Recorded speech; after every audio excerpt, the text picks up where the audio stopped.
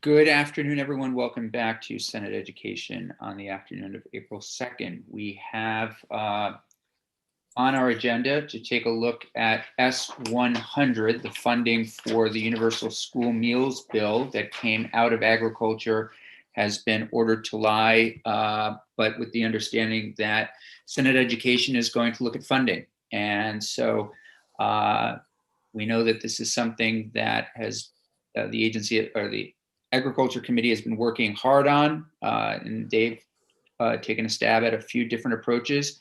Right now, we have an approach that has been put forward that the chairs of Ag, Ed, Approps, and the Pro Tem have discussed. And with that, I will turn the floor to you, Ms. Benham, or Mr. Desmarais. I'm not sure who, I've already forgotten who's going to go first.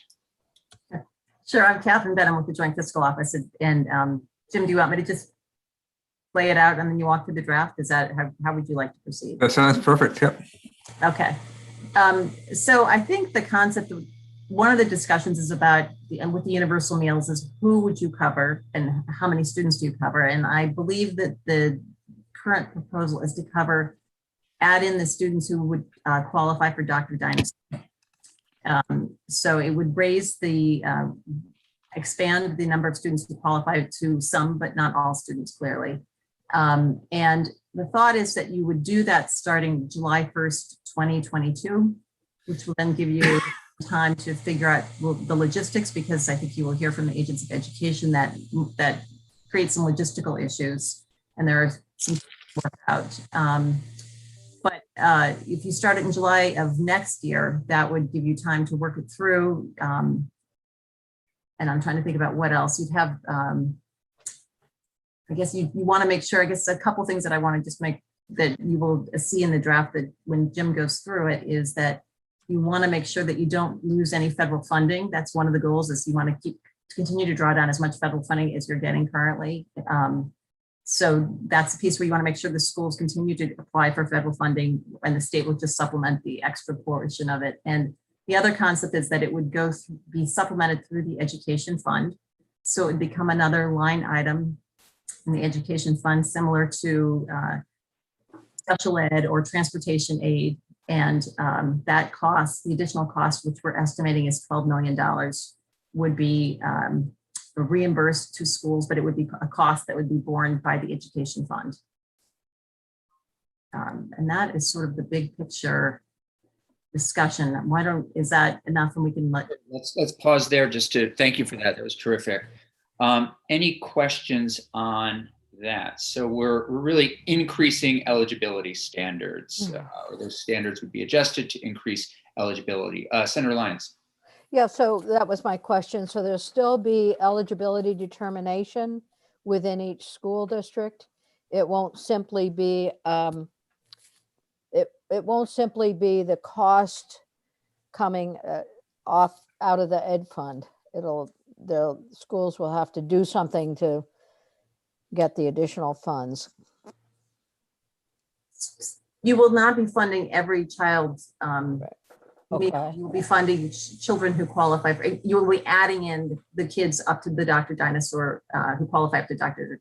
Dinosaur who don't currently qualify. So that would be the additional students. So there is an eligibility, and I think maybe when testimony, when Jim goes to the draft, you'll see some of that laid out. But that is correct, and that cost is about $12 million. If you go to all students, the range is 24 to 50, I think is. So this is a smaller program than that full on cost would be. Senator Perschlick, and then Senator Hooker. Yeah, thank you. So how is this different, the funding? Like if it's going to be what I heard you saying sounded like categorical grants, like which is what I consider we do for transportation, but maybe I have the term wrong. How is that different the way we're doing it now? Is the education fund supporting the schools, like those schools that already do universal free meals? Yes. How would that be? So it's an interesting question. Actually, another thing for you to consider is the general fund is currently funding those schools that do that. It's a general fund obligation. So it's an interesting question, policy question about, do you continue having some general fund and some education fund? And that's what one difference. Right now, we also fund those schools directly. Let me also say to you, one of the interesting things going through this discussion that was complicating is that some schools carry the meal costs in their budget and some have enterprise funds, so it's out of their budget, and some actually do a little bit of both. So different schools treat the meal cost differently related to their budget, which complicates some of the other variations that people have proposed. And that's sort of one reason to provide a year's delay, also to give time to work through some of that. But also the categorical aid also makes it, is one way to provide the resources. And the reimbursement is my understanding also, is the thinking that would be a reimbursement. Which part would be a reimbursement? Well, they're all reimbursed, but this particular, the ed fund cost would be reimbursed. So schools would have to submit some kind of paperwork like they do now, and they would get reimbursed. I don't know, maybe Jim, do you have anything you want to add? No, I can cover it on the walkthrough. Senator Hooker. So just to clarify, the cost would be borne by the ed fund, the 12 million up to the, to cover the kids who are Dr. Nassar eligible. And some of That's them, I'm sorry, go ahead, Ms. Bean. Well, the current, assuming you don't change the other piece of it, the general fund would continue to cover what it's currently covering. And this would be but the 12 million is the additional cost that would be borne by the ed fund. And yes. Okay. And before we jump, please, Senator Lyons. Well, I'll probably save my question, but I'm trying to sort out Dr. Dinosaur kids, because every child in the state is really eligible for Dr. Dinosaur. So what are we separating out here? Is this, we're using income levels, right? So maybe we should look at that information, but this is not resonating. I'm trying to sort it out. I think that's I might go ahead. defer to somebody like Jen Carby, or maybe Jim that has talked to Jen more about it. Jim, so the question, Dr. Dinosaur, all young, is it all children under 18? Generally. So let me, can I just back up to frame this a bit, and then I can answer your question? Please. So under current law, and I don't have all the percentages here, but there are 3 categories currently under current law where there is payment for school meals. Payment by the state or by the feds, or both. The first is for free meals. So I believe that is if you are at or below the poverty level, you get free meals paid for by the next level is reduced price meals. And I believe that's something like 138%, don't quote me, of the poverty level. And that obviously gives more kids reduced price meals. And what happens now with reduced price meals is the feds pay a part of it, and then the rest is up to the parents to pay, but the state comes in and pays it for the parents. So currently, free meals are paid for and reduced price meals are paid for, and there's no cost to the students for those meals. The third category is paid meals. Paid meals, it's for the cost of a meal for, let's just say, a wealthier family. The government pitches in a portion, like maybe 30 cents a meal, to the school district to help pay for those meals. So there's free, there's reduced, and there's paid. On the paid meal side, there would be a contribution from the families to pay the difference. This creates a fourth category for students who are eligible for Dr. Dinosaur. And I don't know much about Dr. Dinosaur, but I did get an email from Jen saying that essentially for for students up to the age of 19 years of age. They get, they're eligible at the 317% of free of FPL. So it basically brings those kids in, and that's what this bill does. It provides free breakfast and lunch to students who are eligible for Dr. Dinosaur, and let's say it's 317%. So they get that benefit, but not if it's paid for already by state or federal funds. So whatever is currently paid by state and federal funds is paid for. And this is be an additional state funding mechanism for these students who are eligible for Dr. Dinosaur, if that helps. And that last one comes off the top of the ed funds. Okay, so would you say a few words about off of the top of the ed fund? What does that mean exactly? That means it'll be a cost to the ed fund, funded by the sources of funding for the ed fund, obviously sales taxes and whatnot, and property tax revenues. So therefore, every time you increase the expenses of the ed fund, on balance, you can expect the yield to go down and property taxes across the state to go up. Senator Hooker. So, thank you.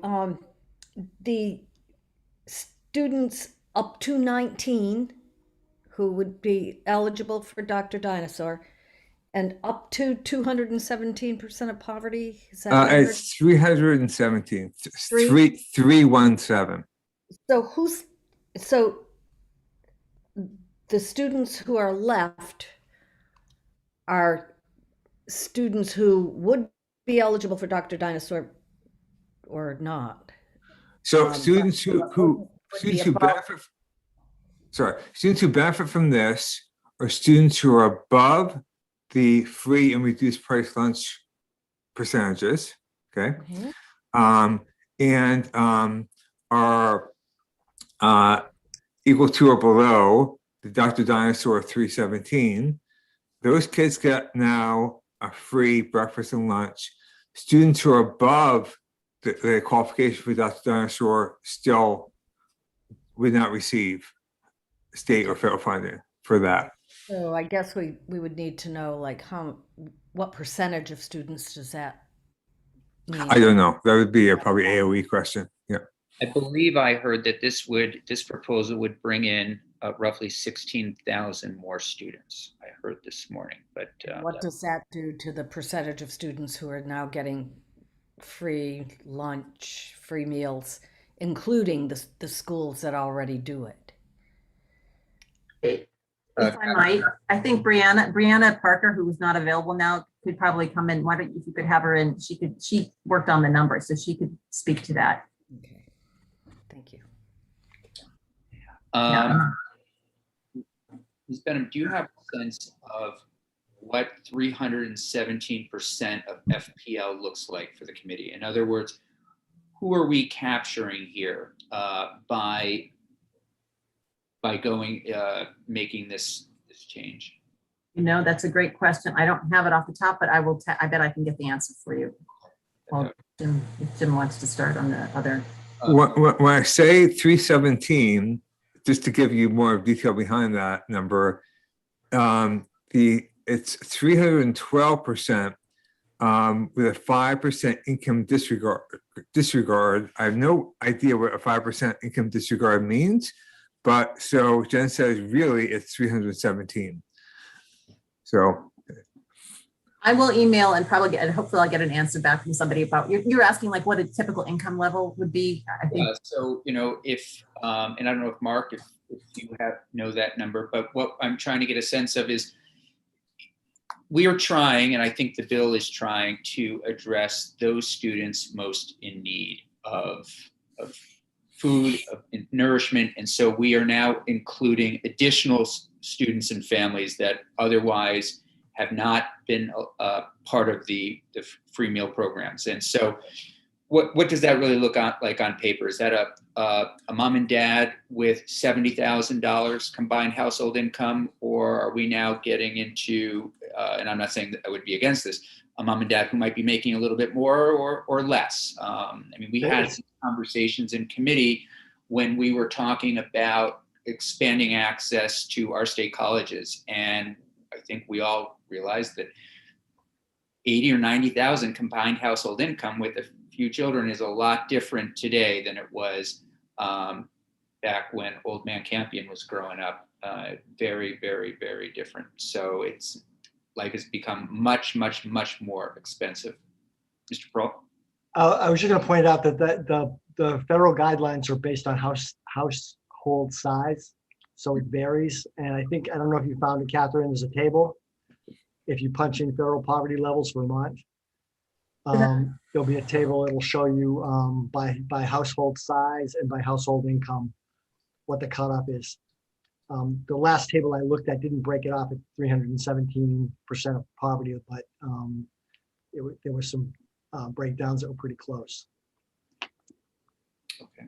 Senator Purcell, please. So each state has its own federal poverty level, because I just looked up what federal poverty level was, and it said it was, so for a family of 300% would be like $66,000, but maybe Vermont's is different. I'm not sure. I think I'm coming up with the same, but it makes me a little nervous because I am no expert in Dr. Dinosaur. So I don't know what I'd want to, let's just confirm it, but I'm getting, for 4 people family, $84,000 if I use what is published on a Google, but let me Okay. with that. Any other immediate questions before Mr. Desmarais takes us through the bill itself? Senator Persick, did you have another follow-up or any other technical questions or general questions from anyone? Yes, go ahead, Senator. Well, maybe we'll get this as we walk through, but I guess I'm trying to understand better how the current system works. And is this another complication, or does this make anything easier? And just like like right now, the school districts get the money from the federal government directly for those free and reduced meals. And it seems like we're saying, so for the free meals, you get the federal money. For the reduced meals, you get the federal money. For those that are over 317, you get it from the parents. But those that are over the federal law, you'll get it from the education fund. You got One thing there, if I could, just on the free, yes, federal, on the reduced, a mixture of federal and state funds. Right. And then this would be state funds for the Dr. Dinosaur. So just to clarify, sources of funding. Right. And then they'd also get some from the parents for those that are above the 317. Correct. So it does create another category of students. When you hear from the Agency of Education, they will talk about that. And I know it creates one more category. So you're correct. And that's one more reason to wait a year to figure out how to administer, make sure you can make it easy to administer. Senator Campion, may I? Jim, you mentioned on the third category with the paid meals, there is money that's paid 30 cents a meal or whatever it was. Is that from the federal government? Yes, the federal government to the school districts. Okay. Yeah.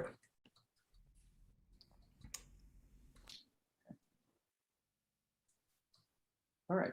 Not seeing any other immediate questions. Jim, if you wouldn't mind, I'm sorry, Senator Lyons. I just need to ask again. So if we do this, suppose we've had this in place and all the administrative activities are being worked out, that still means that the 78 schools I forgot the number of schools that currently provide everything, all the meals for kids, they would not be in this. They would not be in this administrative process. That's a question. Would they be in this administrative process?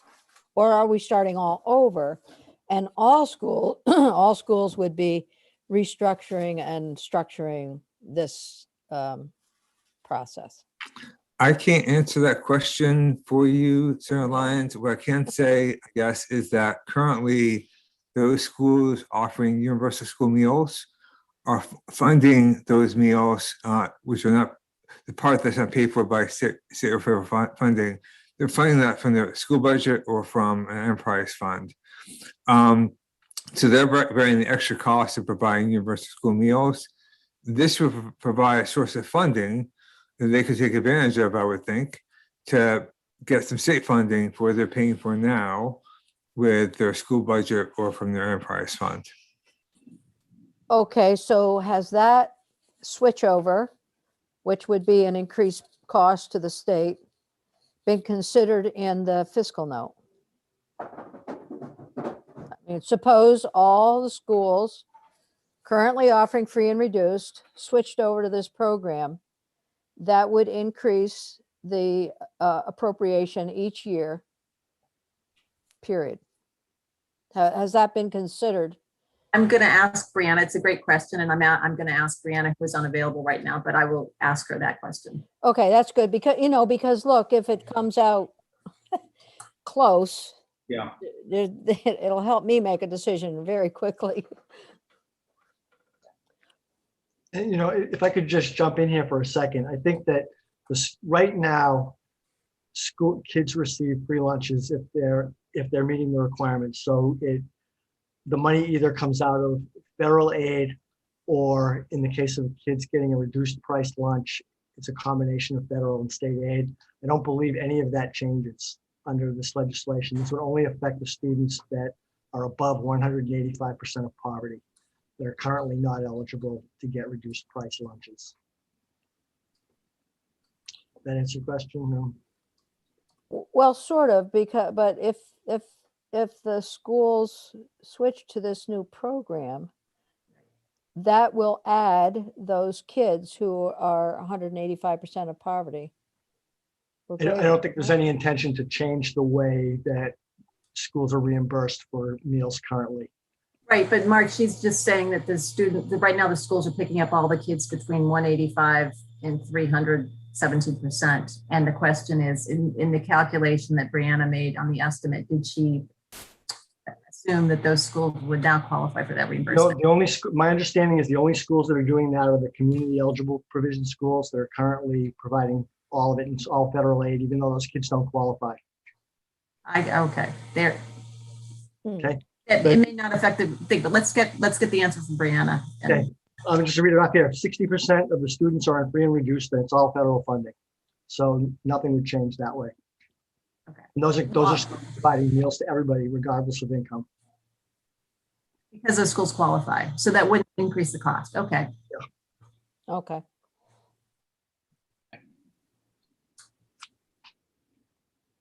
Okay, Jim, do you mind taking us through the bill? Sure. So just a second to frame the history, just so you know where it stands. This was an ag bill, Senate ag bill. Initially, it had both universal school meals for all kids, paid for out of school budgets, and it had a local food grant program as well. Senate Appropriations took it up. They stripped out the local food program language. They left the rest of it, more or less. And that's where it stands now. It was on the House Senate floor. The amendment you're about to see is a floor amendment with an unnamed senator offering this amendment. So I think somebody's looking for volunteers. So here's the bill.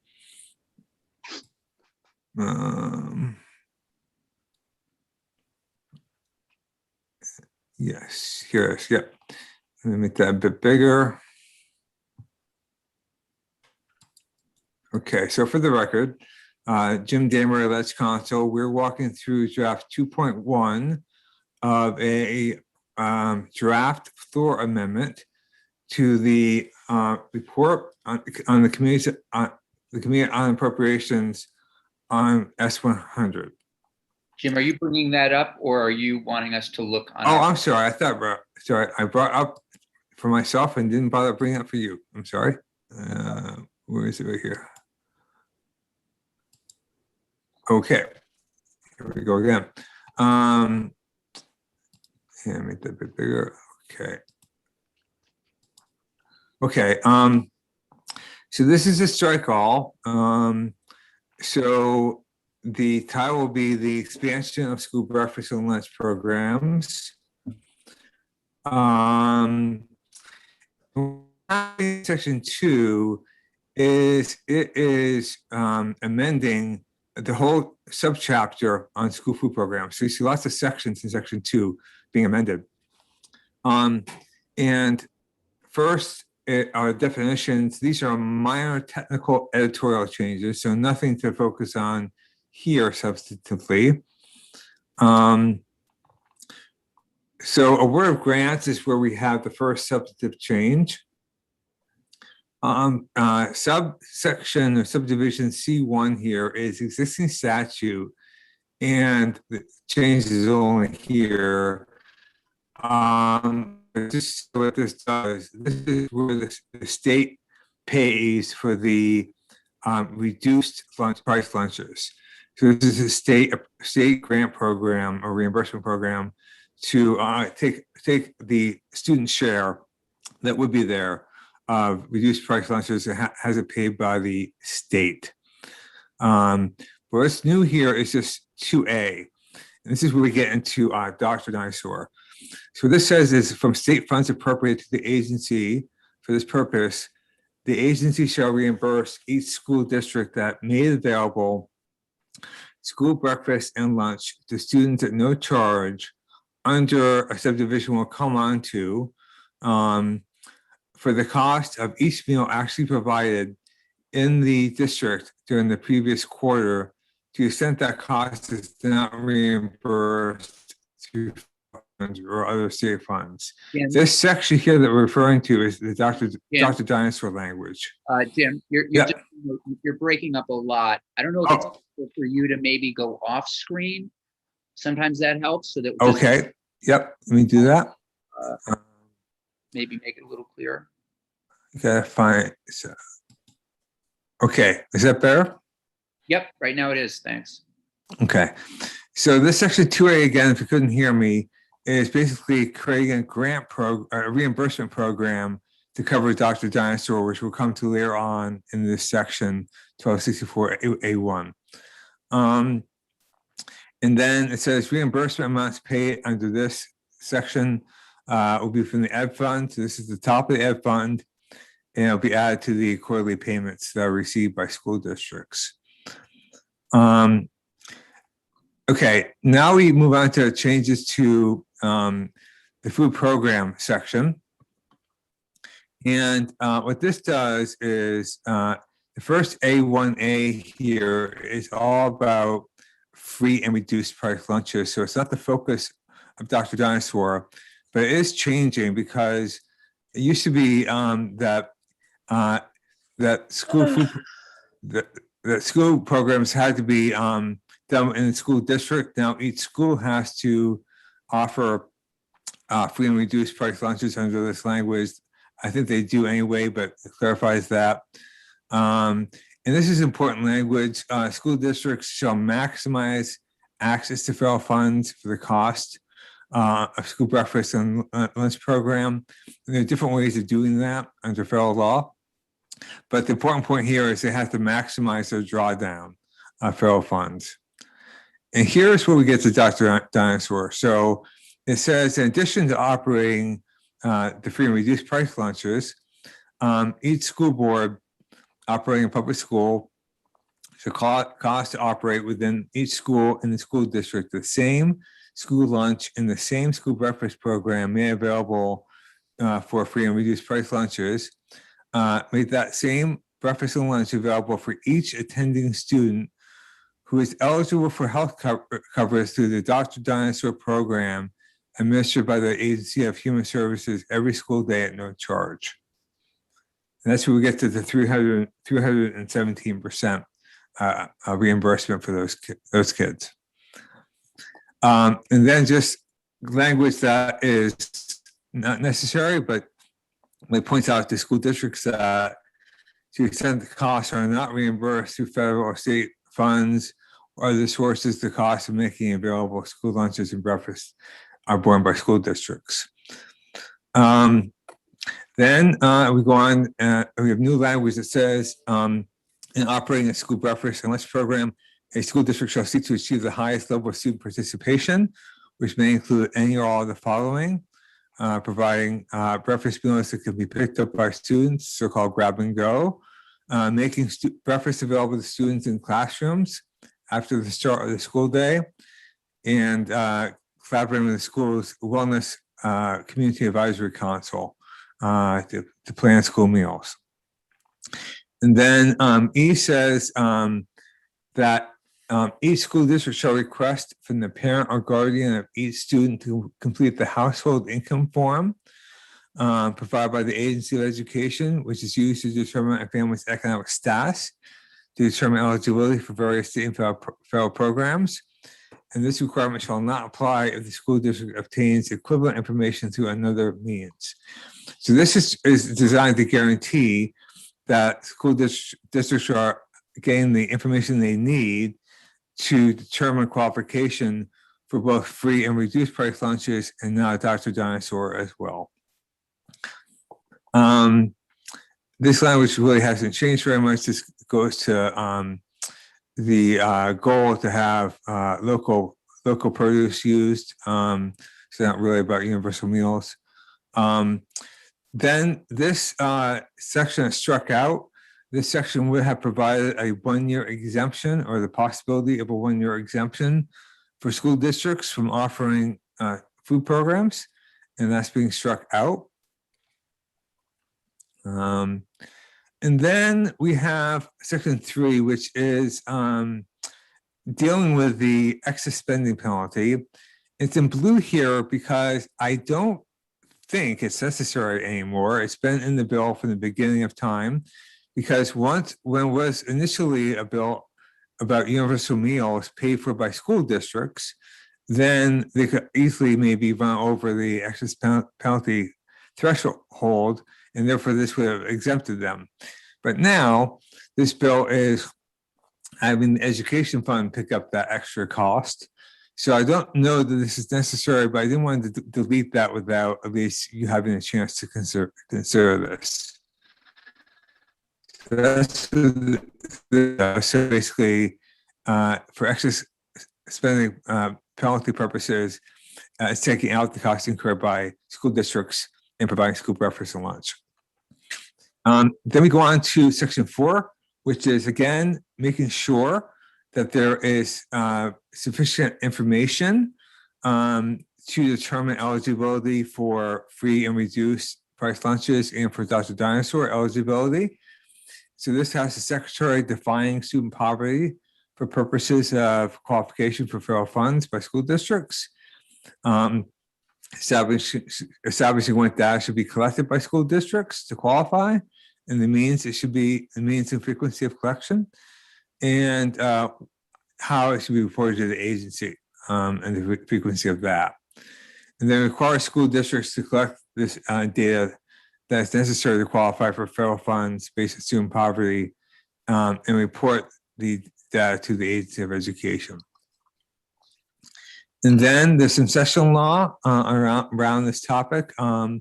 First, section 5 says that school districts shall count time spent by students consuming school meals during class as instructional time. There's a transition provision saying that school districts have 5 years. The Dr. Dinosaur program eligibility comes into force under this bill on July 1, 2022. So this gives 5 years from that date till 27 for school districts to comply with offering meals to students under this new Dr. Dinosaur level. So they have a five-year phase in.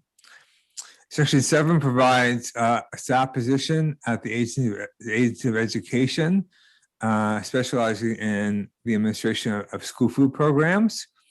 And there's an appropriation from the ESSER 3 funds for this of 100,000. Section 8 talks about the calculation of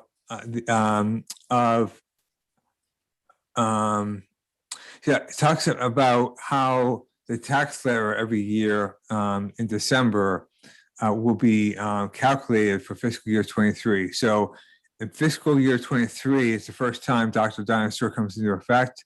There'll be a $12 million addition or estimate additional cost to the ed fund.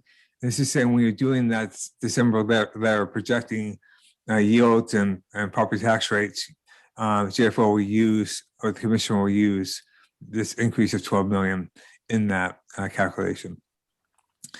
And then there's a requirement for the agency to consult with the V's and school business officials and School Nutrition Association of Vermont on the impact of the act, and to consult with the Agency of Human Services around the income eligibility standards. And then lastly, there's a requirement for the agency to report to the House and Senate Committees on Appropriation and Education on the status of implementation. Effective dates,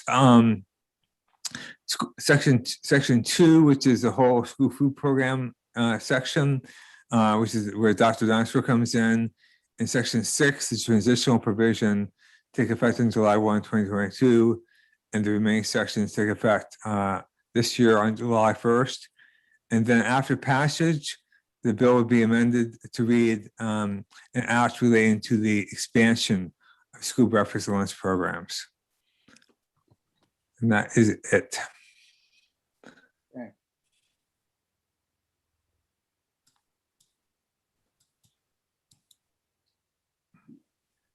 Great. Thanks, Jim. Mr. Demeritte. Senator Perschlick.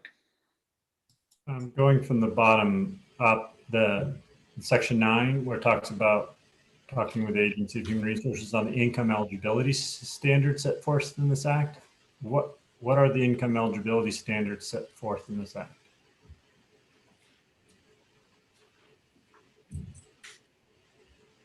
Oh, that is a reference to standards for eligibility for free and reduced and for now Dr. Dinosaur.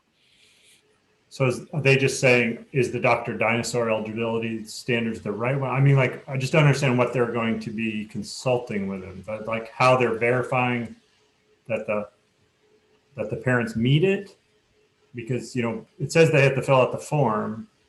Is this, I'm not really clear what this consulting about the verification of the standards,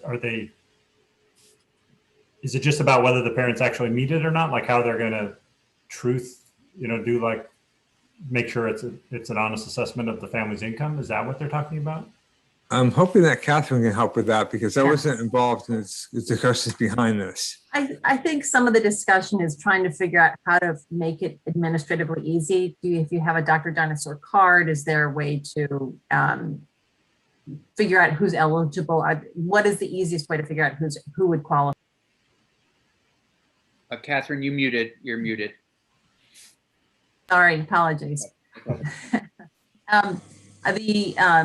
The question is trying to make it as easy as possible to figure out who's eligible. So the question is there something on the Dr. Dinosaur card? It's really about how do you facilitate administratively how does the school figure out who's eligible and how can we do it easily for both the school and the families? And so I don't think that we know that answer right now. I just wondered if does that conflict with the earlier, it says that each school district shall request the parent or guardian to fill out the capitalized, so it's like a proper noun, the household income form, which is determined if a family's economic status. So they're doing that, but then they're also consulting about whether Dr. Dinosaur is the right thing, but you would need that if you had this.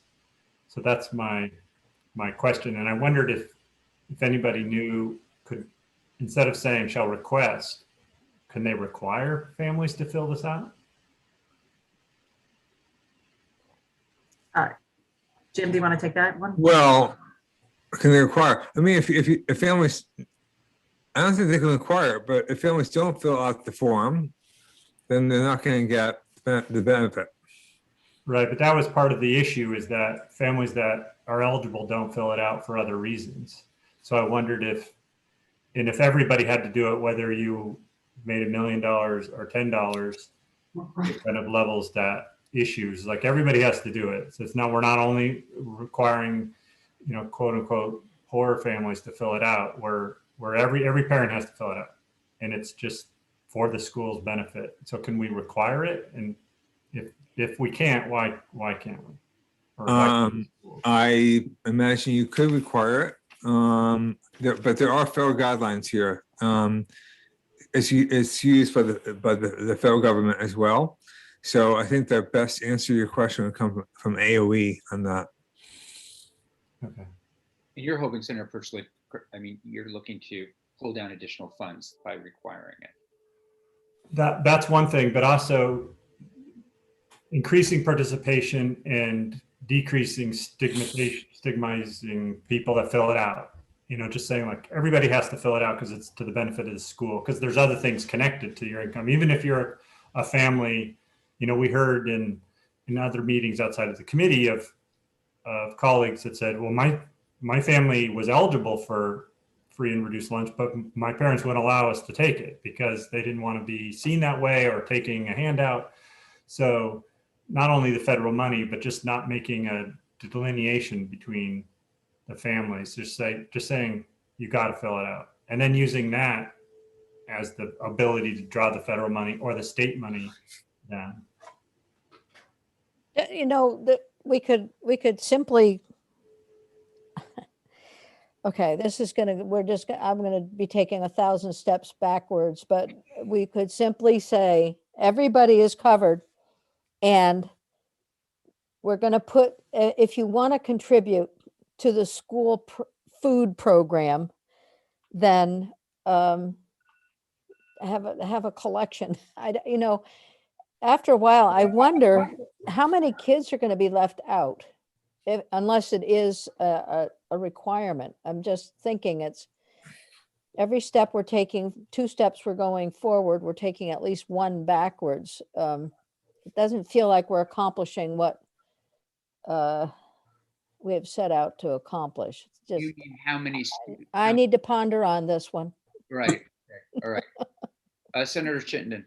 So I want to connect Senator Lyons' comment as well as Senator Perchlik. So it seems like one of the driving reasons for this was to address the stigma associated to getting help with seeking food. And I'm married to a teacher, and she comments that this is a real thing, that kids really don't, they will not eat. And so we want to just have food available. What's unclear to me in your walkthrough, Jim, and I've loved what you did on previous bills where you just really step back and tell us what it's doing, what it's not doing. Will there still be a cash register in the cafeterias where people are collecting from kids at lunch and at breakfast? Or is this getting to that universal meals where there's just going to be food available, and some of them are going to be paid from the federal government and some of them are going to be paid through some payment activity that occurs outside of the cafeteria?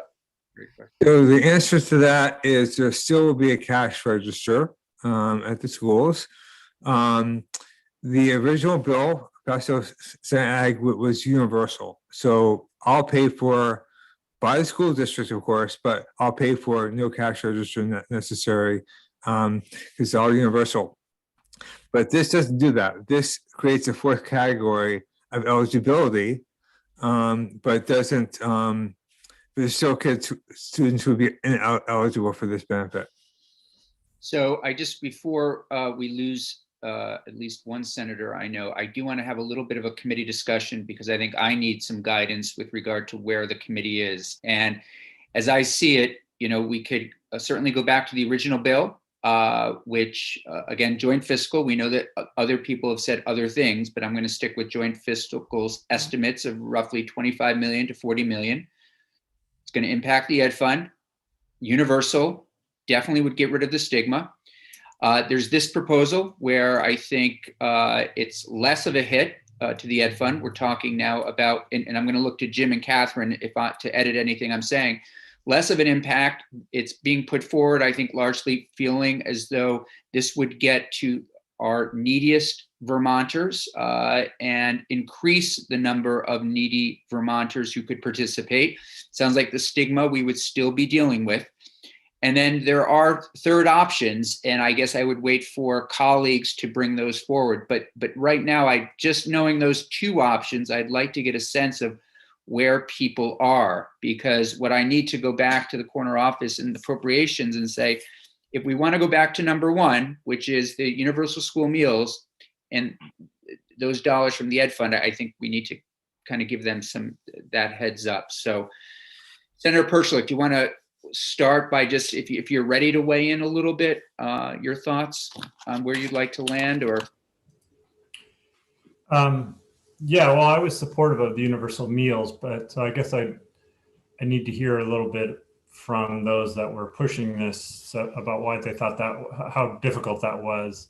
But I wondered if there was a way to basically require all the families to fill out this form, get all the federal money we can, and then have the state, pick up more. But if people are concerned about let's say it's 40 million ongoing after the federal money is gone, then can we basically require schools to do a no cash register system? Like some schools have already done that, right? We already have 78 that do that, but that they still can collect money from, Senator Chittenden there. We don't want to let him off free, so that those families that can afford it still are said, but make it to where it's just an annual fee. It's like, you got a child, it's this much, pay it once. And then there's no cash transactions in the cafeteria. So I wondered if there's a way to do a little bit of both, but. I like that personally. I love that. I mean, I really do. I mean, to get rid of the cash register, rethink things, one-time payment or multiple payments that are happening, through the mail or something like that, where we can really work to remove the stigma.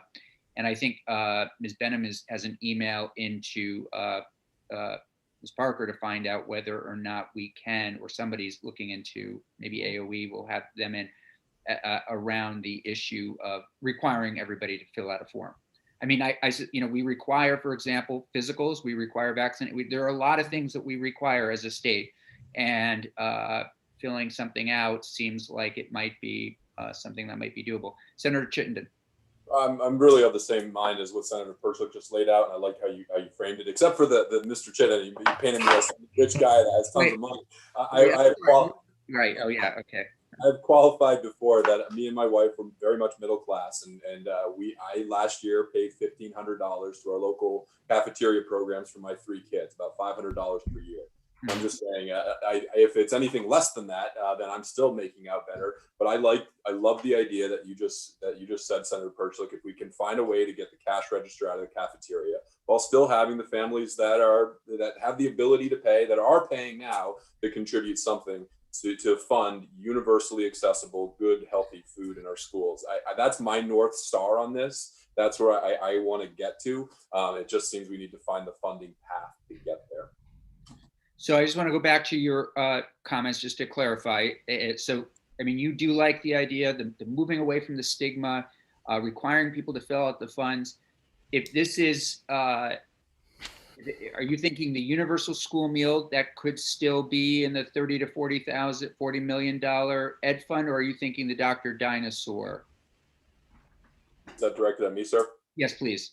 So I think what I'm interpreting from this very complex discussion today, that we can get $10 or $12 million from Dr. Dinosaur to expand the eligibility. That's right. But in my mind, the way Senator Perchik laid it out, if I, as a parent of 3 kids, and I got to tell you, I have 3 kids, and when I fill out forms at the beginning of the year, it's a stack this thick. It's like 30 to 50 forms that I'm just used to doing, especially when it's a new kid. So it's not that far-fetched to add another form on there related to this. And if in that process, I enter my income information, whatever's needed, and it's stated to me that I'm expected to pay, pick a number, this much a month, this much a year. I set up my school bucks now as a parent anyway.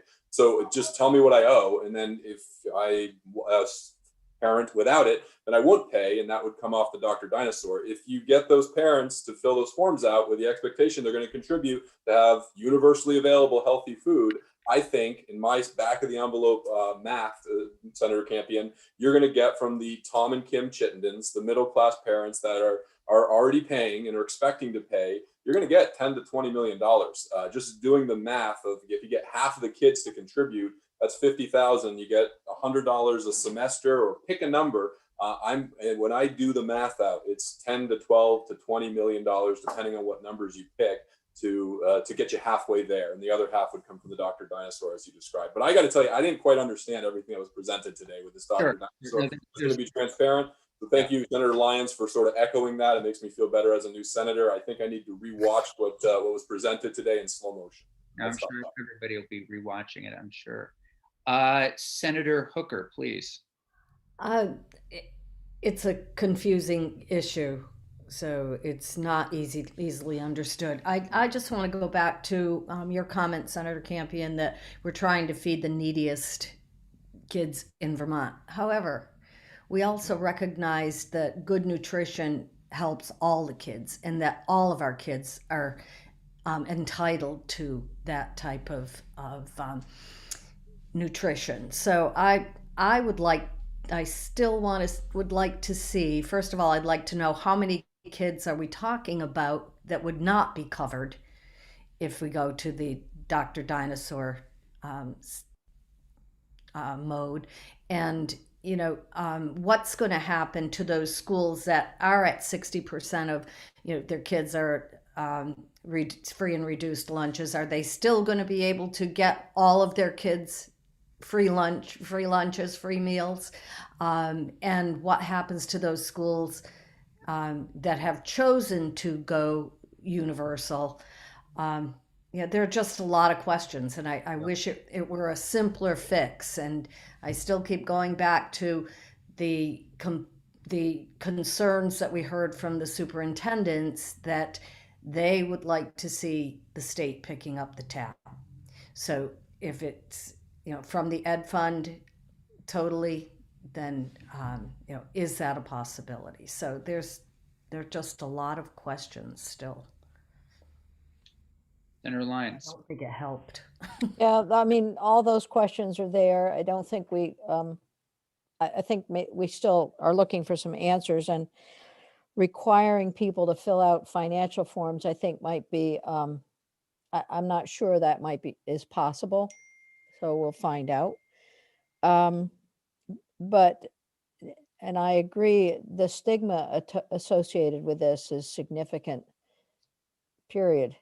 Yeah. And how many kids we leave out could be significant, and the schools that are already doing it and how they modify to come into the fold. So I would like to know what would happen if, I'm sorry to go backwards on this. I did like what Senator Perchlik was saying. I think that might be a possible solution, but I'd like to compare it with taking the money right off the top of the Ed Fund and sort of figure that one out a little bit. So. Yeah, Catherine, would you say a word or two? Sure. And before I just want to say, I'm going to have to leave. Right. Because I have an appointment that I have to get to, and I'm stretching it a little, but, and I didn't realize that it was going to be coming up so quickly, so. No problem. And I've canceled our last witness, so we'll stick with this for a little while longer, recognizing that it's busy days. But let's get a few more questions answered. Ms. Benham. Sure. So when you say you take it off the top of the Ed Fund, it becomes another cost. I think Jim actually did a nice job explaining earlier. So it's a $12 million cost, and it is funded by all the revenues. And assuming the revenues stay the same, the additional money will come from the property tax rate. So, if revenues go up more than expected, that will help also. But that's your funding sources. Are those the funding sources? So anytime you put a cost onto it, it has to get paid somehow, and it could be the revenue. You could also choose to raise one of the tax rates and one of the other taxes as well. Some tax you need to get the revenue from somewhere. So the 12 million to. And I think, why do we even say, so taking it off of the Ed Fund, how does that differ than the original version of the bill that didn't have it taken off the top of the ed fund. So in that particular case, it is borne by, it shows up in your local school budget. This may or may not show in your budget, but you're going to have revenues to offset it as well. Whereas the other one, I think that it would show up on your total budget, and some people don't care for that. But as I said, it sounds like the school budgets are all, it's carried differently across different schools. So that's a complicated, that complicates it a lot, because people get nervous about increasing their school budget as well and selling the budget even when the revenues are coming in or not. Right. So, I mean, if we decided not, for example, to take it off the top of the ed fund and we went to the original version of the bill, you're less likely to have people cutting faculty, staff, other things if it comes off the top in a way, since it's not in that regular, local school budget. I mean, Yes. That's a Yes, tough. no, it depends. Once again, it depends on how the local school carries the school meals, whether it's in their budget or not. But yeah, I don't want to speak to what they would cut or not cut, but it's more like special ed or transportation aid, where you can show a line item. I think some people prefer that. That is an argument for waiting another year, because I feel like I don't understand. None of us completely understand the schools and how they carry it. And people say off the top of the ed fund, but it's not that simple. That I guess it seems like that's an easy thing, but somebody has to pay for it somehow. And the question is, how does it show up and how does it get reimbursed? Yeah. And that's up for you all to think through and decide. You want to weigh in on this at this point? I know you're back. Might be too early for you to be thinking about these things since we've been in it, but any thoughts? Yeah. Appreciate it, Senator Campion, and glad to be back. A couple weeks ago when we voted on this out of committee, I was a little uneasy about the bill, I guess, because my comments were at the time were, I like the program, I hate the timing, and I certainly didn't like the price. And I didn't like the timing because I felt like, we're still going through it with COVID. Many businesses are still, suffering, especially restaurants and tourism and hotels and so on.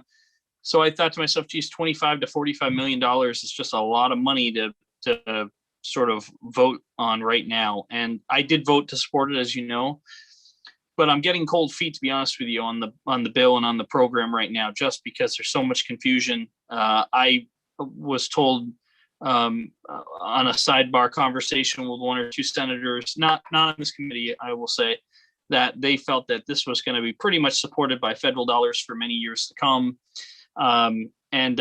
So really, I don't know what the answer is. I don't pretend to sit here and know how I feel at the end of the day, but I do know that I wish it was clear cut, and I wish there was more answers than questions still. And so that's where I'm sort of at as I digest this and think about it. I think it's a good concept still. I think I want to eliminate that stigma of free and reduced lunch, like all of us. I don't want any child to feel any different than any other child because of economics. Everyone deserves a fair chance, but I do know that this bill isn't settling well with me like it did a couple weeks ago. Yeah, no, that's fair, and that's I think that's true.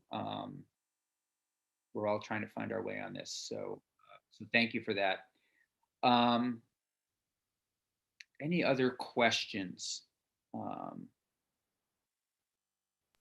No, but I kind of have to run too. I'm sorry. I booked Yeah, something. no, I understand. Everybody needs to.